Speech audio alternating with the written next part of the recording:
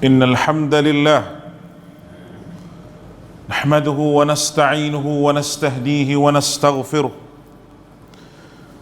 wa nu'minu bihi wa natawakkalu alayhi wa na'udzu billahi min shururi anfusina wa sayyiati a'malina man yahdihillahu fala mudilla lahu wa man yudlil fala hadiya lahu. أشهد أن لا إله إلا الله وحده لا شريك له وأشهد أن محمدا عبده ورسوله. اللهم صل وسلم على محمد وعلى آله وأصحابه ومن تبعهم بإحسان إلى يوم الدين. أما بعد، أيها المؤمنون اتقوا الله حق تقاته ولا تموتن إلا وأنتم مسلمون وتزودوا فإن خير الزاد التقوى واتقون يا أولي الألباب لعلكم تفلحون. فإن أصدق الحديث كتاب الله وخير الهدي هدي محمد صلى الله عليه وسلم وشر الأمور محدثاتها وكل محدثة بدعة wa kullu bid'atin dalalah wa kullu dalalatin finnar. Sidang Jumaat yang dikasihi oleh Allah, saya berpesan kepada diri saya dan kepada sidang Jumaat sekalian supaya sama-sama kita bertakwa kepada Allah Subhanahu wa taala dengan kita mengikut segala titah perintahnya dan kita meninggalkan segala larangannya. Kerana berjayalah mereka yang bertakwa, serta carilah bekalan, dan sebaik-baik bekalan iaitu bertakwa kepada Allah Subhanahu wa ta'ala. Sidang Jumaat yang dikasihi oleh Allah, sesungguhnya harta simpanan yang terbaik yang Nabi kita sallallahu alaihi wasallam khabarkan kepada kita adalah 3 perkara. Sebagaimana Al-Imam Baihaqi meriwayatkan dalam sunannya, disahihkan oleh Syekhul Albani rahimahullah, kata Nabi sallallahu alaihi wasallam, afdalu lisanun dzakirun wa qalbun syakirun wa zawjatun mu'minatun tu'inuhu ala imanihi. Harta yang terbaik adalah lisan yang berzikir, hati yang bersyukur, dan istri mukminah yang membantu keimanan suaminya. Rawahu Tirmidzi. Dalam riwayat yang lain, sabda Nabi sallallahu alaihi wasallam, liyattakhidh ahadukum qalban syakiran wa lisanan dzakiran wa zawjatan mu'minatan tu'inu ahadakum ala amril akhirah. Hendaknya salah seorang daripada kamu mengambil harta simpanan berupa hati yang bersyukur, lisan yang berzikir, dan istri mukminah yang menolong salah seorang di antara kamu dalam urusan akhirat. Dalam riwayat Ibnu Majah. Sidang Jumaat yang dikasihi oleh Allah, jika kita lihat apa yang disebut oleh Nabi sallallahu alaihi wasallam ini berkenaan dengan 3 perkara yang menjadi harta simpanan. Yang pertama sekali, hati yang bersyukur. Apa yang perlu kita tengok pada diri kita ni, sidang Jumaat yang dikasihi oleh Allah Subhanahu wa taala? Apakah kita menjadi ibadiyah syakur, hamba yang bersyukur kepada Allah Subhanahu wa taala, ataupun sebaliknya? Dan apakah sebenarnya hakikat daripada seorang itu bersyukur kepada Allah Azza wa Jalla? Di mana letaknya nilai kesyukuran terhadap Allah Subhanahu wa taala dalam hati seorang mukmin? Orang mukmin itu sentiasa dirahmati oleh Allah apabila hidup dalam keadaan bersyukur. Dan kita tidak akan rasa diri kita ini bersyukur apabila kita melihat orang yang di atas daripada kita. Kita melihat orang yang berkereta besar lebih pada kita. Kita melihat orang yang berumah besar lebih daripada kita. Kita melihat orang yang harta banyak lebih pada kita. Melihat perkara-perkara yang lebih daripada kita ini menjadikan diri kita merasa tidak cukup dengan apa yang ada. Sebaliknya, hamba yang bersyukur kepada Allah Subhanahu wa ta'ala, iaitu hamba yang selalu melihat benda yang kurang daripada dia. Kalau dia berkereta, dia lihat orang yang berjalan kaki, orang yang naik motosikal, dia nasib baik dia boleh naik kereta.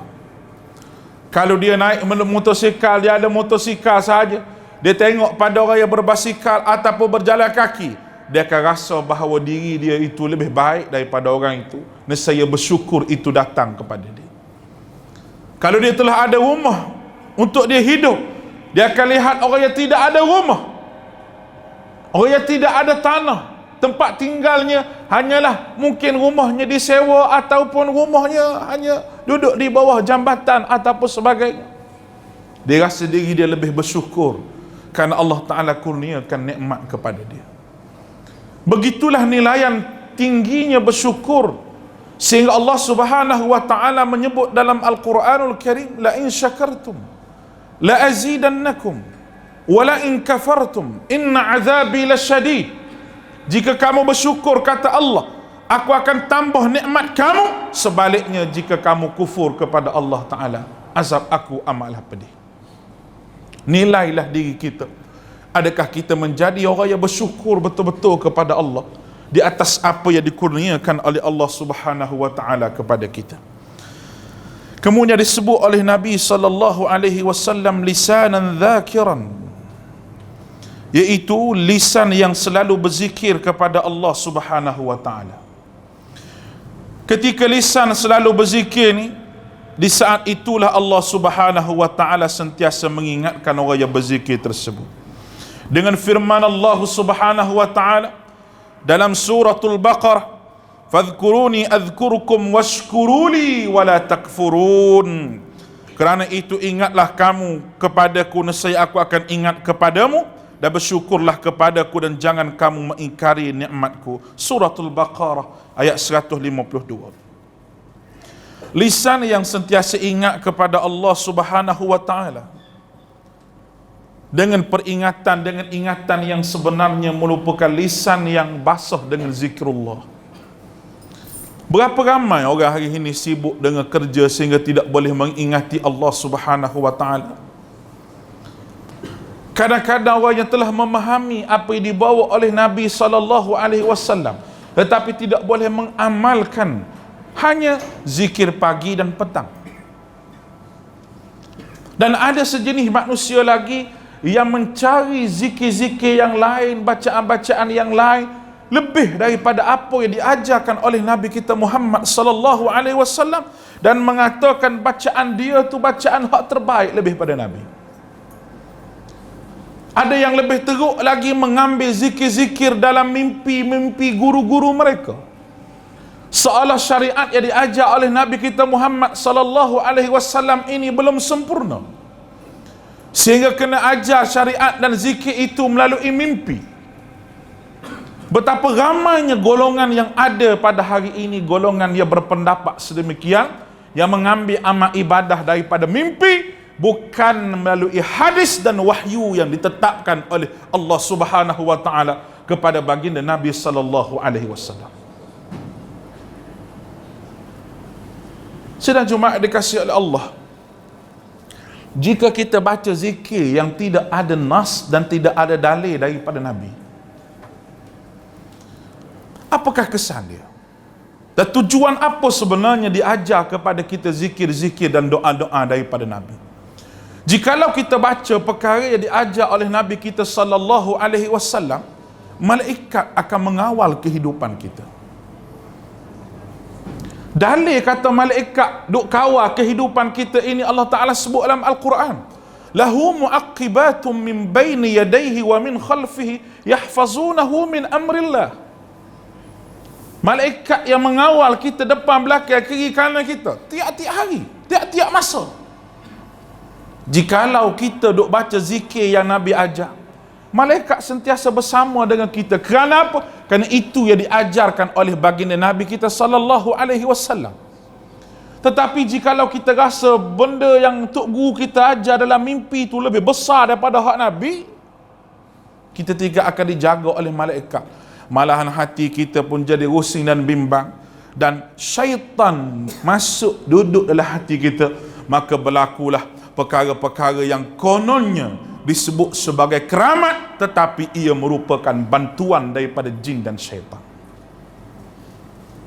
Sebagaimana pada hari ini orang duk amal, duduk bomo, duk berobat yang mengatakan itu perubatan Islam.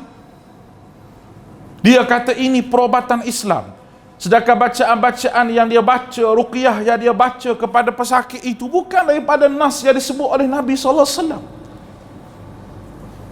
Daripada selawat-selawat yang tidak diriwayatkan. Mana ada dalam kaedah ruqyah Islam ini berselawat kepada Nabi jin boleh lari? Tidak ada. Apakah tidak besar yang diajar oleh Nabi SAW?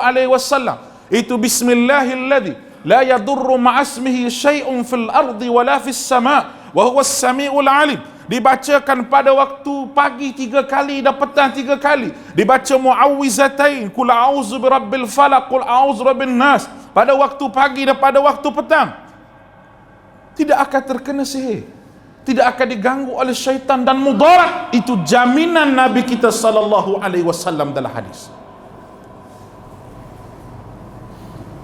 Apakah apa yang diajar oleh Tok Guru dalam mimpi itu lebih besar lagi daripada apa yang diajar oleh Nabi?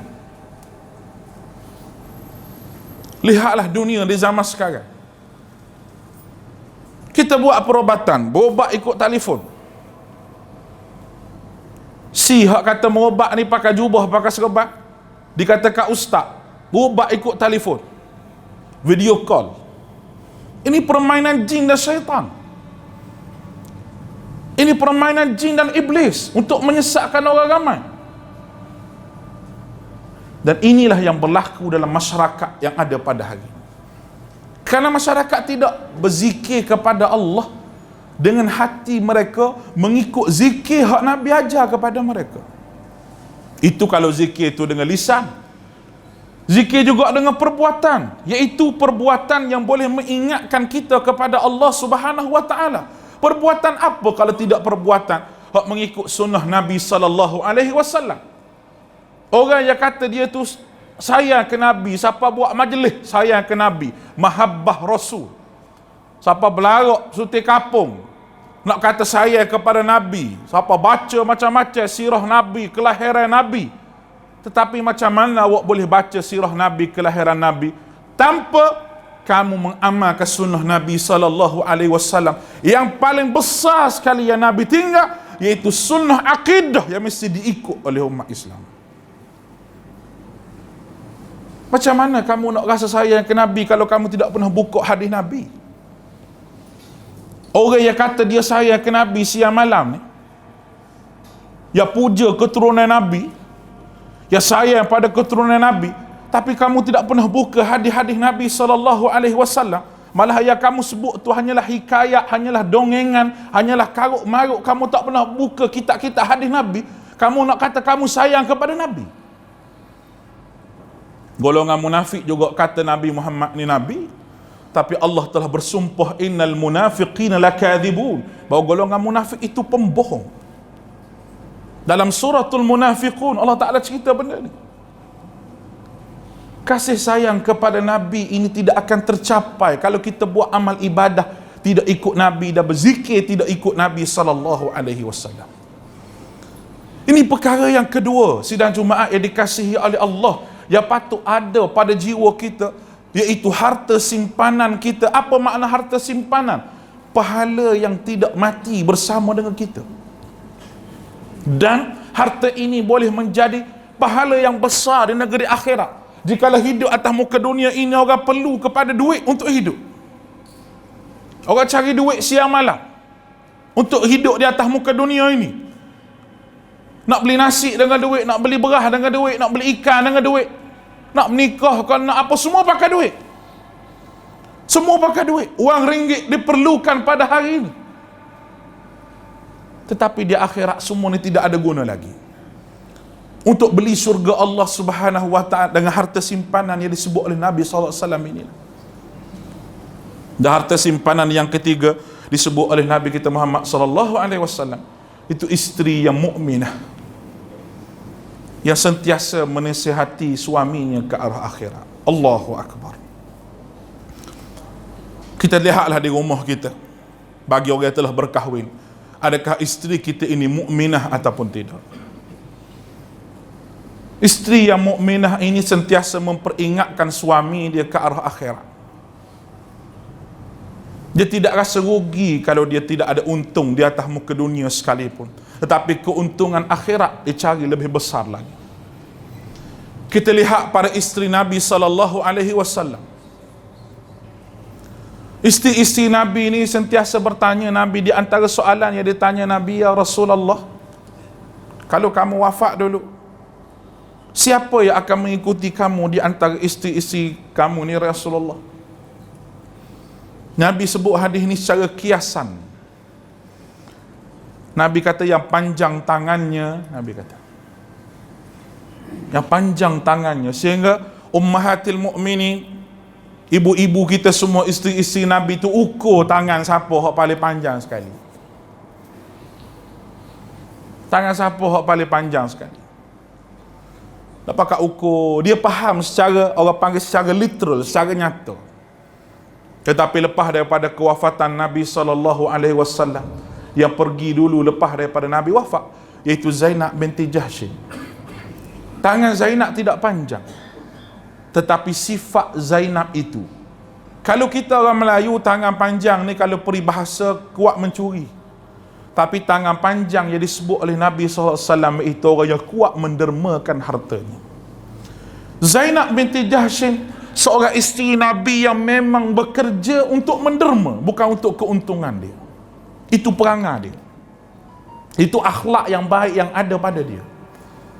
Dia buat kerja apa pun, dia ambil upah apa pun, dia hanyalah buat kerja bukan untuk makan dia, tapi dia buat kerja untuk infak harta tersebut ke arah jalan Allah Subhanahu wa ta'ala. Ini isteri yang mukminah. Dan jikalau isteri yang mukminah ni kita nak tengok siapa, tidak lain dan tidak bukan isteri-isteri Nabi SAW, ummahatil mukminin, yang penuh dengan sifat mukminah. Sedang Jumaat dikasihi oleh Allah Subhanahu wa ta'ala, hari ini kita lihat isteri-isteri dalam Facebook, dalam TikTok, hilang maruah diri, tak tahu mana suami dia. Hak anak dara pula tak tahu mana pok dia, mana ayah dia. Siapa boleh menggadaikan maruah diri untuk kepentingan nak suruh barang ni laku, kalau jual online nak suruh barang ni ramai orang beli, buatlah macam-macam konten yang menjatuhkan maruah dan harga diri sebagai orang Islam. Perkara ini berlaku depan mata kita pada hari ini. Anak-anak dara perempuan kita yang bakal menjadi isteri kepada suaminya satu hari nanti. Dan orang yang telah pun ada isteri, bagaimana isteri kita di rumah? Adakah dia menjadi harta simpanan yang besar kepada kita? Saya bercakap ni bukan kata isteri saya okey, tidak. Kita bercakap di atas konteks yang umum, yang semua sekali, yang kena di atas kepala semua, yang digelarkan sebagai suami. Dan Rasulullah SAW seorang suami yang terbaik. Macam mana Rasulullah menguruskan isteri dia? Rasulullah menguruskan kecemburuan yang ada pada sifat isteri-isterinya. Satu hari seorang hamba perempuan Nabi SAW buat mari makanan daripada rumah isteri yang lain, bawa pergi kepada rumah Aisyah radhiyallahu anha. Bagaimana Aisyah menepis tangan hamba perempuan tadi sehingga jatuh makanan yang dibawa oleh isteri yang lain. Apa kata Nabi? Dan apa tindakan Nabi? Nabi bukan saja kata, tapi tindakan body Nabi itu membuatkan luluh hati Aisyah radhiyallahu anha. Apa yang Nabi buat? Nabi kutip makanan, Nabi letak, dan Nabi kata, sesungguhnya ibu kamu telah cemburu, Nabi kata. Itu cara Nabi, komunikasi Nabi, cara Nabi bercakap dengan isteri dia untuk dia redakan kecemburuan di antara isteri-isterinya. Ada satu kisah yang mana Nabi qiyam Ramadan, 10 akhir Ramadan. Aisyah tengok Nabi duduk di tengah-tengah masjid tu, nampak macam tak comel mana Nabi duduk begitu. Aisyah ambil kain, dia buat tabir. Dia buat tabir duduk tempat Nabi, untuk Nabi duduk 10 akhir Ramadan. Isteri lain tengok Aisyah buat begitu, masing-masing pakat pasal tabir semua. Bila Nabi kata, ni apa tabir banyak-banyak ni? Salah seorang isteri dia kata, Rasulullah hari ni tidur sini, esok Rasulullah tidur dalam ni, esok tabir ni. Masing-masing itu cemburu nak berkhidmat, bukan sahaja pada suami, tapi Rasulullah. Apa sikap Nabi SAW? Adakah Nabi kata, biar tabir Aisyah? Tidak. Nabi kata, buang semua tabir ni, aku batalkan qiyam Ramadan aku pada tahun ini. Nabi sanggup batalkan qiyam Ramadan dia pada tahun itu kerana nak beritahu bahawa kecemburuan isteri Nabi itu sedang mendadak.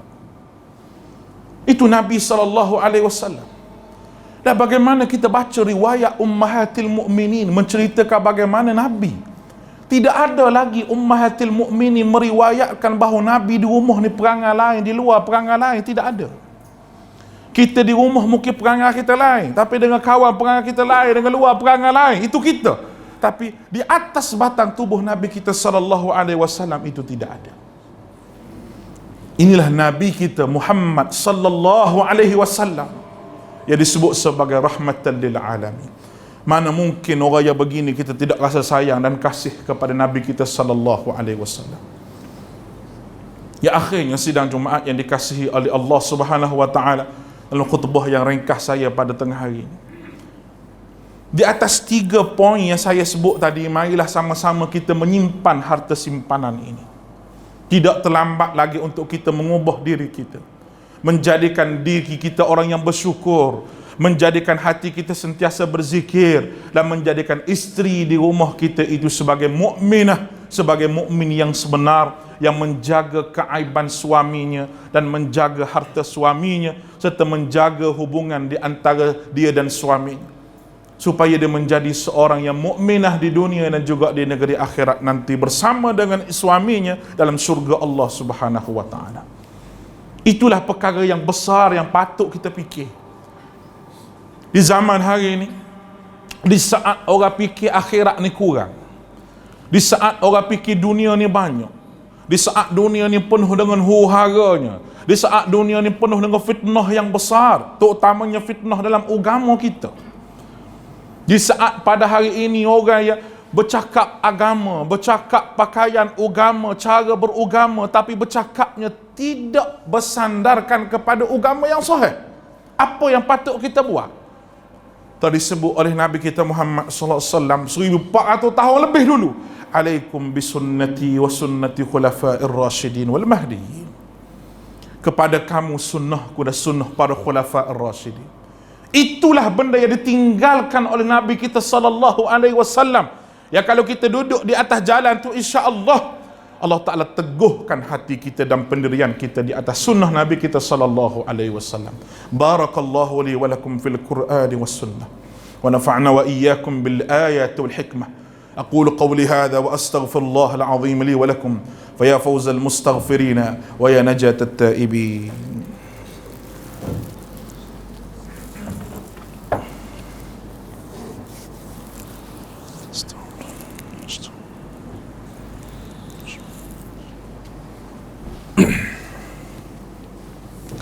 الحمد لله المتفضل المحمود الرحيم الودود الملك المعبود سبحانه سبحانه سبحان الله وبحمده عدد خلقه ورضا نفسه وزنة عرشه ومداد كلماته. أشهد أن لا إله إلا الله وحده لا شريك له وأشهد أن محمدا عبده ورسوله. اللهم صل وسلم على نبينا محمد wa ala alihi wa ashabihi wa man tabi'ahum bi ihsanin ila yaumiddin. Amma ba'd.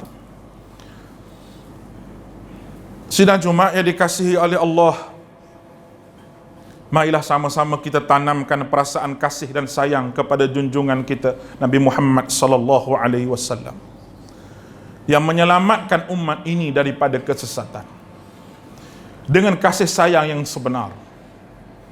Bagaimana pengorbanan Nabi kita sallallahu alaihi wasallam untuk membawa agama ini, dan kita tidak akan dapat balas selama-lamanya, sehingga kita berada di masjid ini di hari Jumaat yang penuh dengan kebahagiaan ini.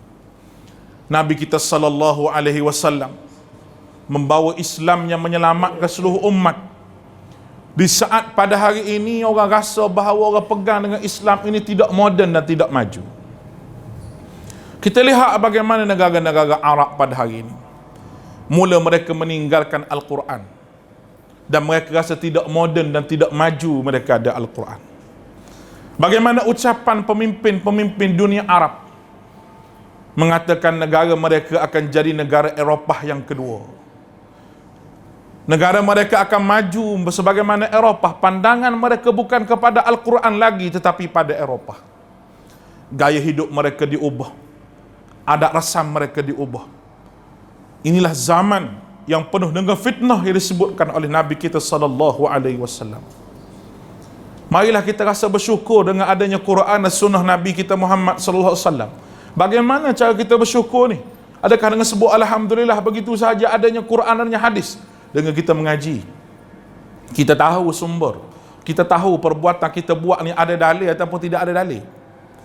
Banyak je sekolah-sekolah pondok ke, sekolah ma'had ke, sekolah agama dibuka beratus-ratus dalam daerah kita ini.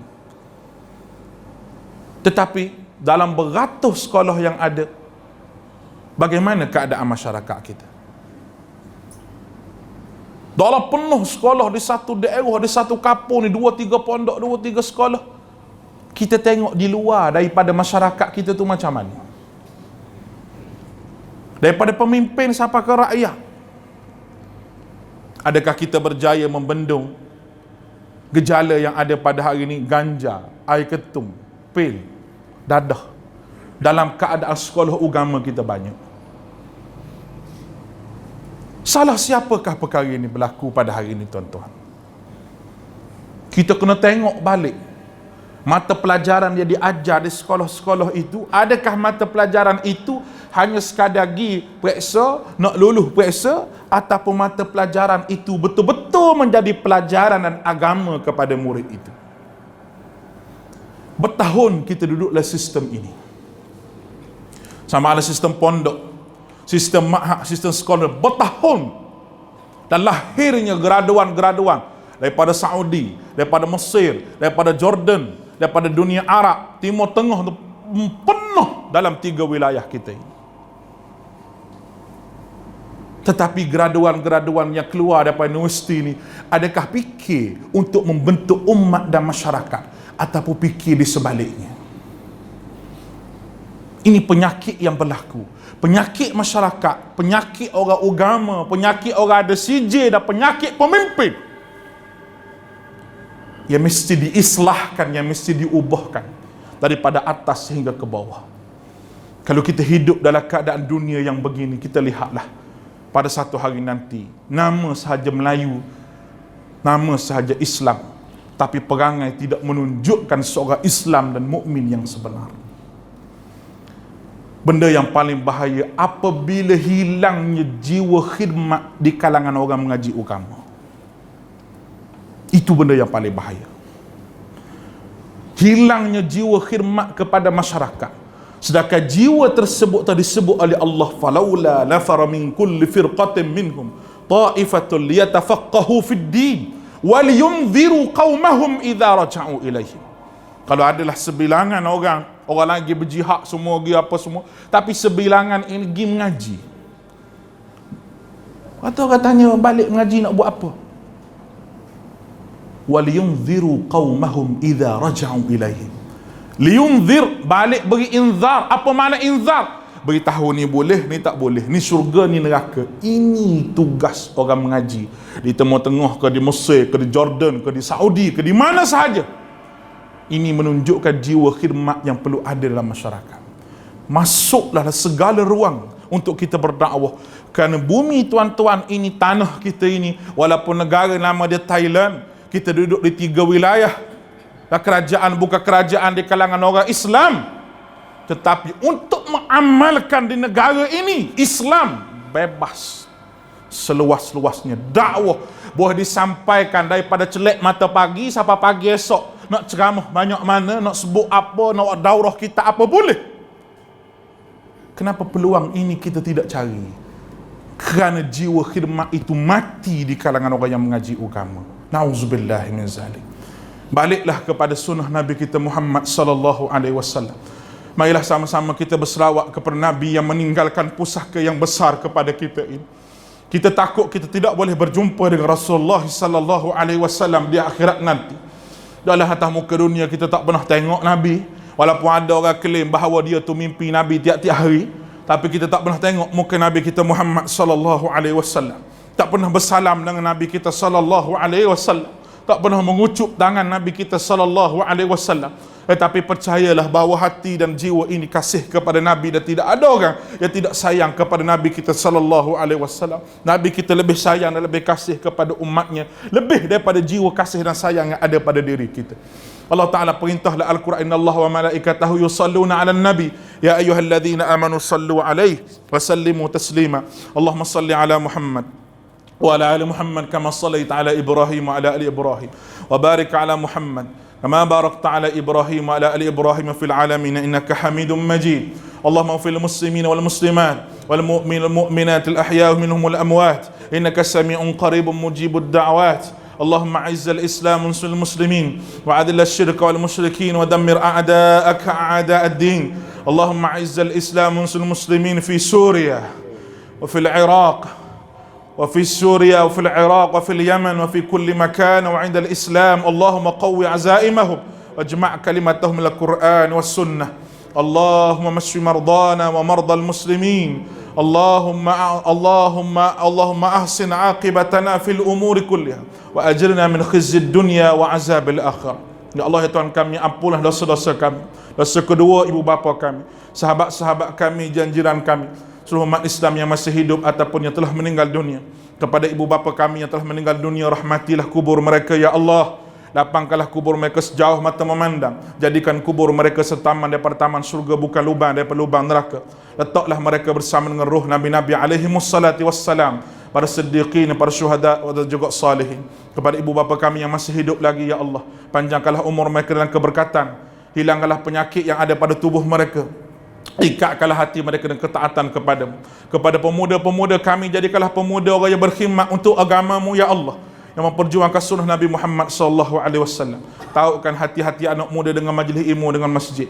Kepada perempuan muslimah, anak-anak perempuan kami, cucu-cucu perempuan kami, sahabat-sahabat perempuan kami ya Allah, saudara mara perempuan kami ya Allah, teguhkanlah hatinya untuk menjaga aurat yang ada pada tubuh mereka itu ya Allah.